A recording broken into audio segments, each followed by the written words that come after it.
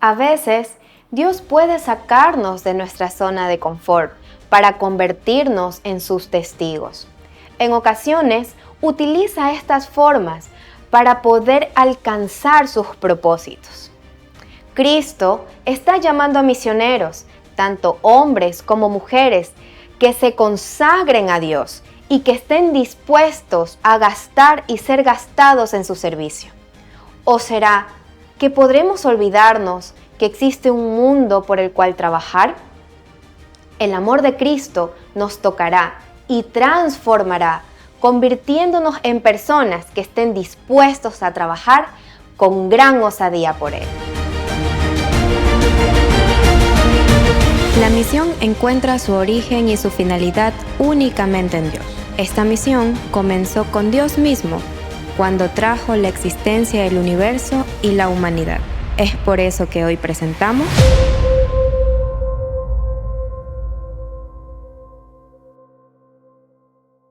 ¿Qué tal? ¿Cómo están, queridos amigos? Bienvenidos a una nueva entrega de su Escuela Sabática Alfa. Si ya nos encontramos en la lección número 3, el llamado de Dios a la misión. David, ¿cómo estás? Bienvenido, Leonel, bienvenido a todos nuestros amigos que nos siguen por las redes sociales. Un inmenso saludo a todas las personas que nos escriben a las redes sociales. Así que aquí, listo para continuar con este hermoso tema el día de hoy. Vamos a comenzar con una oración. Vamos a orar. Padre Celestial que estás en los cielos, Señor, nos dirigimos a ti, Señor, en oración para agradecerte en primera instancia, Señor, por tu bondad y tu misericordia.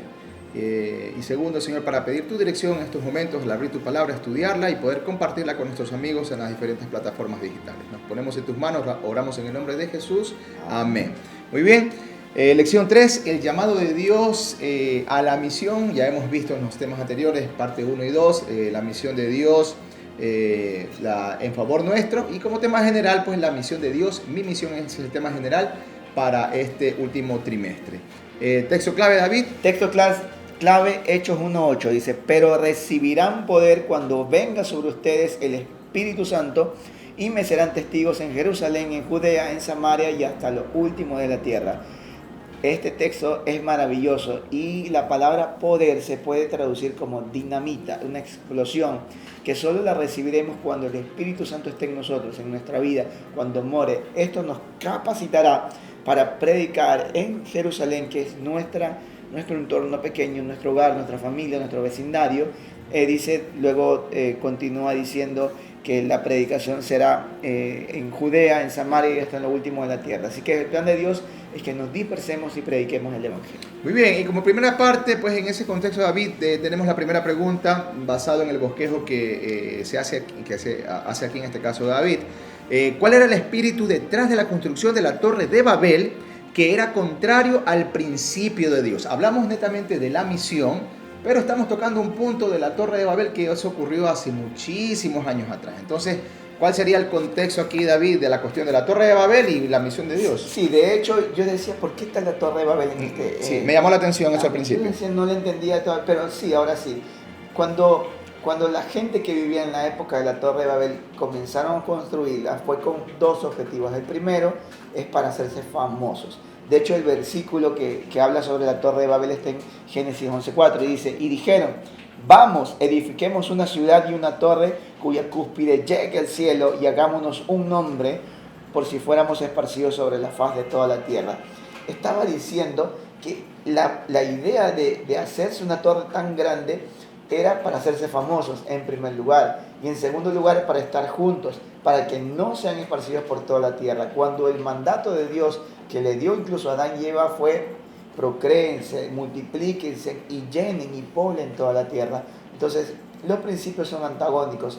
Dios decía llenen la tierra, y en la Torre de Babel decía no, todos vivan juntos para evitar que muramos en un posible diluvio, ¿no? Y de hecho, David, la lección nos da una parte interesante de la lección, valga la redundancia, porque en el libro de Génesis capítulo 9, versículos 14 al 15, habla cuando Dios da una promesa de que nunca más va a destruir la tierra con un diluvio.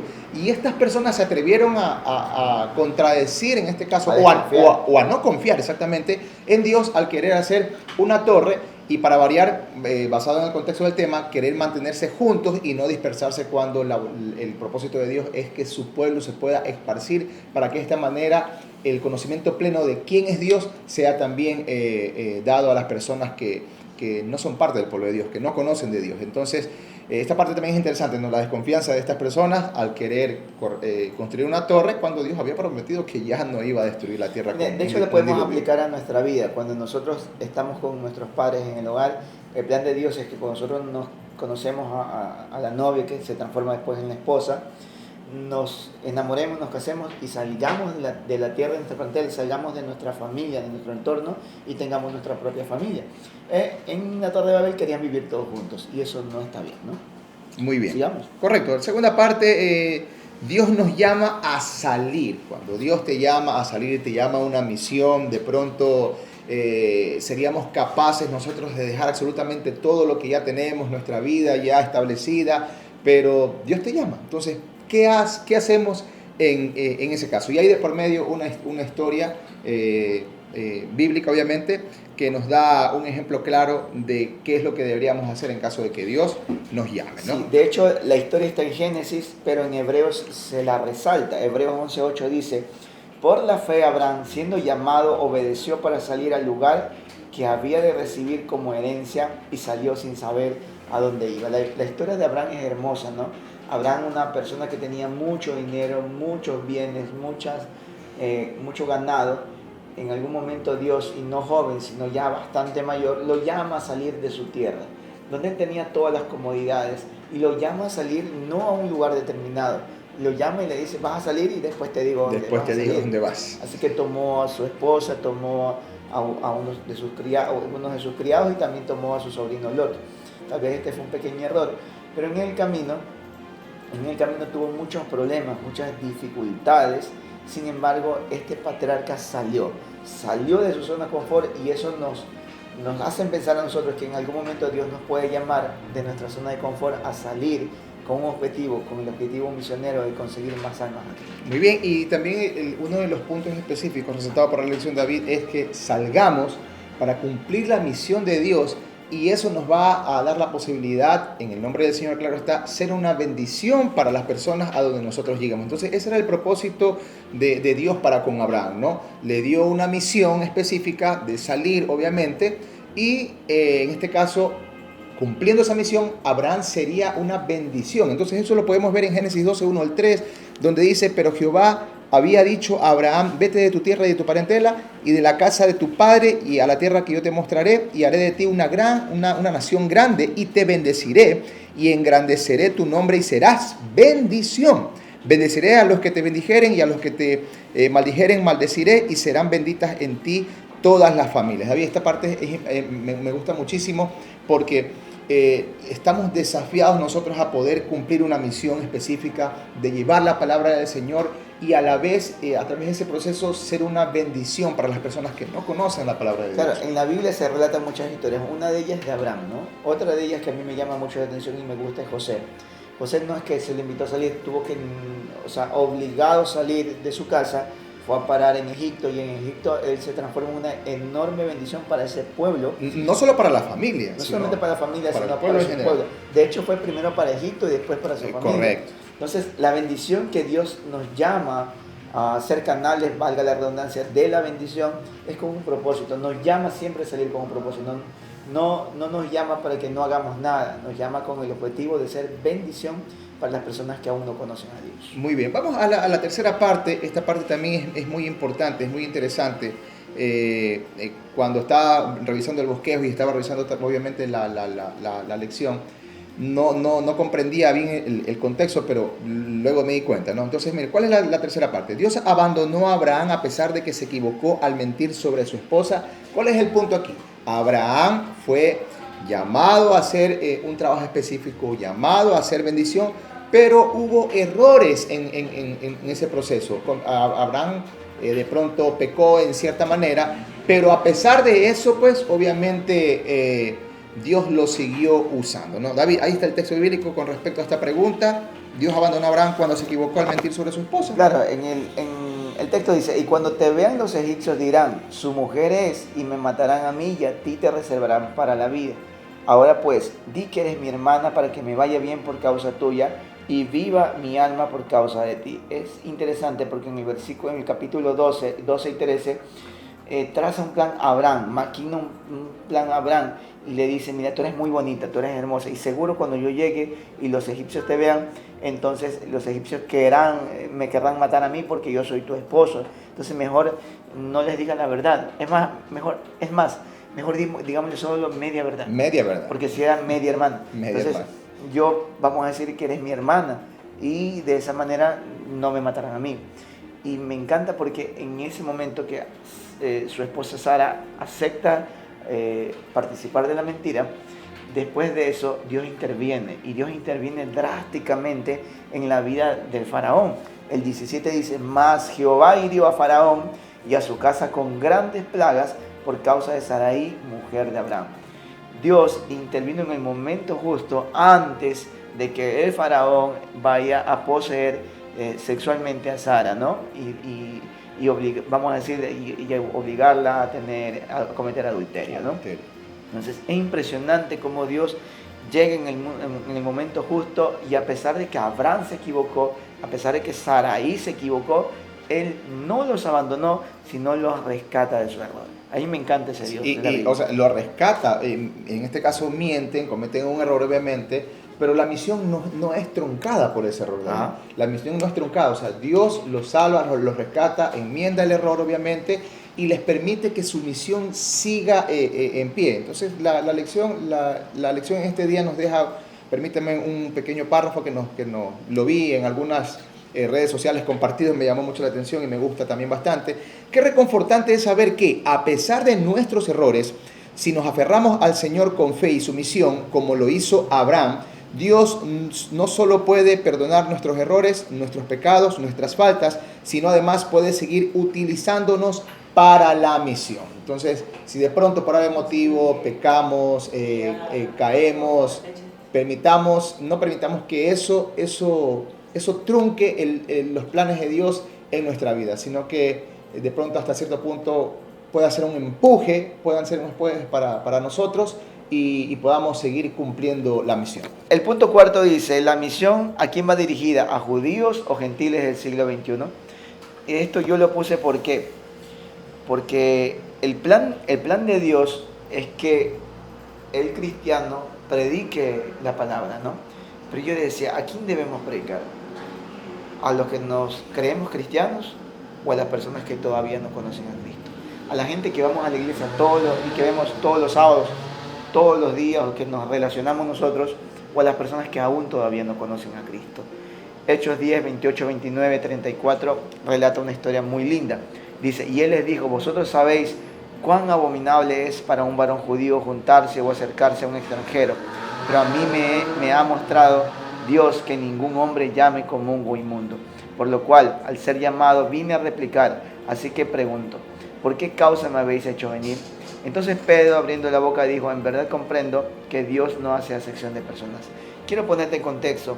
Pedro se lo conoce como el predicador de los circuncisos. O sea que Pedro, él pensaba y creía que solamente debía predicar a los judíos, que solamente debía predicar a las personas de la promesa, entre comillas, ¿no? Mientras que Pablo es aquel apóstol de los gentiles, aquel apóstol que se ocupa de predicar a la gente que en teoría no era de la promesa, no eran descendientes de Abraham. Entonces, Dios lo pone en una visión así en la tarde, estaba en la azotea y con hambre y con sueño, se queda dormido y bajan como una lámina donde había muchos animales impuros, ¿no? Reptiles de todo tipo, ¿no? Y Dios le dice en la visión, en el sueño, Pedro, mata y come. Pero Pedro dice, pero no, si yo nunca he comido esto. Recuerden ustedes que los judíos creían firmemente en lo que dice la ley mosaica acerca de los animales inmundos y los no inmundos. Entonces, de esa forma, Pedro creía que no había que comer. Sin embargo, pasa otra vez la visión y finalmente Dios le dice, o sea, no llaméis inmundo a lo que yo he purificado. Obviamente no se refería a los animales, se refería a los gentiles, a los romanos, en este caso Cornelio, que después la historia va por allá. Así que, ¿qué opinas de esto, Leonel? Bueno, esta parte es interesante porque nos da la pauta de que el Evangelio, las buenas nuevas del Señor, son para todas las personas en este mundo. Todos, no sé si llamarlos, estamos en pleno derecho, no sé si decirlo así, tenemos el derecho de poder escuchar la palabra del Señor, tenemos el derecho de tener esa oportunidad de que nos hablen de Dios. Pero en el contexto de la historia, pues ya vemos que Pedro, pues estaba ahí como que, incluso Pedro comete una acción media hipócrita que la quise poner aquí. Eso está en Gálatas 2, 11 y 12. Dice, pero cuando Pedro vino a Antioquía, le resistí cara a cara porque era de condenar. Pues antes que viniesen algunos de parte de Jacobo, comía con los gentiles. Pero después que vinieron, se retraía y se apartaba porque tenía miedo de los de la circuncisión. Entonces Pedro comía con los gentiles, pero después de un ratito se hacía loco como que no estaba con ellos. Y esto Entonces, lo dice Pablo, ¿no? Correcto, eso lo dice Pablo en el libro de Gálatas. Entonces, la lección resalta lo siguiente: al principio Pedro ni siquiera quería que lo vieran con los gentiles. Eso ya está en el texto que acabamos de leer en Gálatas. Sin embargo, Dios saca a Pedro de su zona de confort y transformó su corazón. Estaba empezando a aprender lo que realmente implicaba la comisión evangélica y lo que la muerte de Jesús pretendía lograr en todo el mundo. La muerte de Jesús pretendía lograr que las buenas nuevas de salvación sean impartidas para todas las personas, sin importar raza, condición étnica, social, bueno, en fin. Quisiera resaltar el versículo 34 de Hechos 10, donde Pedro ya dice lo siguiente: entonces Pedro, abriendo la boca, dijo, en verdad comprendo que Dios no hace acepción de personas. Entonces ahí Pedro parte y dice, no, la misión es para todos, la palabra de Dios es para todos. Y si Dios no hace acepción de personas, ¿quiénes somos nosotros para hacer acepción de personas? Correcto. La predicación del Evangelio no es para encerrarla en una sinagoga, en un templo, en una iglesia, no, es para predicarla al mundo entero. Y bendito sea el Internet y esta plataforma Alfa, porque de esta forma nosotros podemos comunicar este bendito Evangelio a todo el mundo, donde todos tenemos opción a colocar la página, prender Internet y a escuchar la palabra de Dios sin tener la obligación, vamos a decirlo así, la obligación de estar o pertenecer a alguna denominación. Yo sí le pido a mi amigo que nos está escuchando, que nos está viendo, que confíe en Dios, que ore a Dios, que lea su palabra y que el Espíritu Santo lo guíe a tomar una decisión de vida. Recuerden que estamos en un conflicto cósmico y el tiempo está cerca, el tiempo en que vuelva Jesucristo está cerca. Así que cada uno debemos estar cerca al Creador para poder alcanzar la salvación, no por nuestras propias fuerzas ni nuestros propios méritos, sino por la sangre del Cordero. Sí, yo quisiera terminar con una pequeña línea. La gran comisión de Jesús nos dice que como testigos suyos es crucial salir de nuestra zona de confort. Amén. Yo te invito, querido amigo, querida amiga que nos estás viendo, que podamos desafiarnos a salir de nuestra zona de confort y no pensar que lo que tenemos de pleno conocimiento de la palabra de Dios sea solamente de pronto para mi círculo familiar, hasta cierto punto mi círculo de amigos. Permitamos que ese conocimiento, poco o mucho que podamos tener de Dios, su palabra, su amor, pueda llegar a muchas personas. Salgamos de nuestra zona de confort y demos a conocer del amor de Cristo a todo el mundo. Como lo dijo David hace un momento, estamos globalizados a través del Internet. Puedes hacer un video a través de tus redes sociales y de esta manera impartir el amor de Dios a las personas que aún no conocen de Cristo. Amén. Así que a todos los invitamos que nos escriban y que si quieren estudiar la Biblia con nosotros, solamente hacen un clic y nos escriben un mensajito y estaremos pronto a estudiar juntos la Biblia. Así que Dios los bendiga a cada uno de ustedes y vamos a terminar orando. Dios nuestro, gracias por este día, gracias porque tú eres bueno. Te queremos pedir en esta oportunidad por todas las personas que verán este video, Señor. Por todas las personas que escuchan tu palabra con sinceridad, Señor. Ayúdalos a entender cuánto tú los amas y ayúdanos a entender a nosotros también la hermosa misión de predicar el Evangelio y sobre todo salir de nuestra zona de confort. Oramos en el nombre de Jesús. Amén. Amén. Bendiciones.